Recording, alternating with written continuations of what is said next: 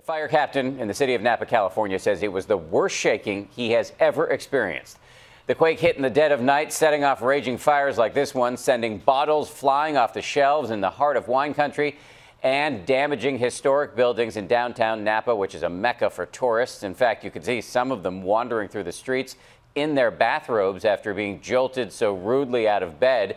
And look at this surveillance video. Cameras rolling during the quake itself, vehicles shaking as debris falls all around.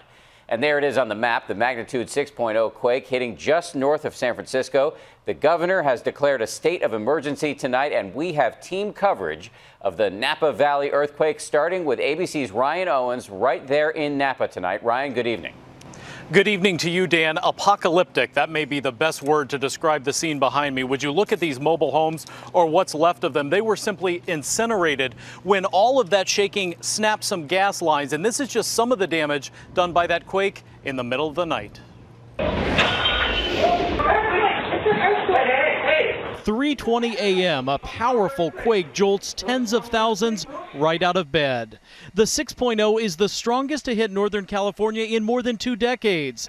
This family just trying to make sure everyone's okay.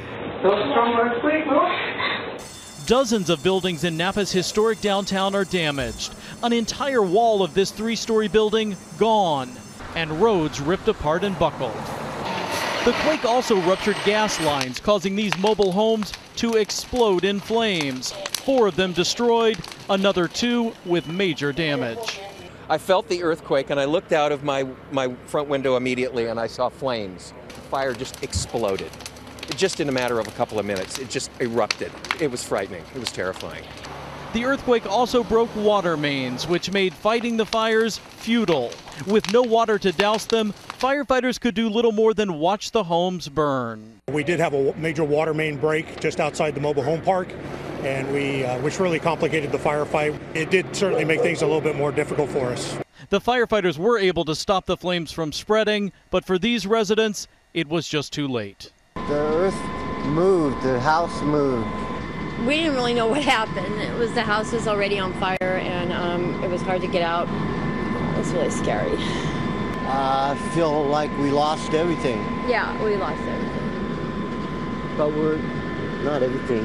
Not everything, honey. But at least they weren't hurt. 120 people here are. Doctors say most have cuts and bruises, but 3 patients have critical injuries, including a child hit by a piece of a crumbling chimney.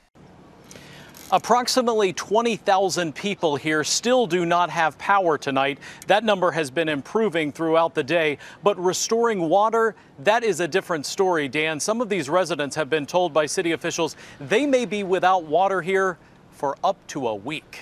Not a pleasant thing to hear. We are thinking about that child, of course, tonight, the child injured. Ryan, thank you.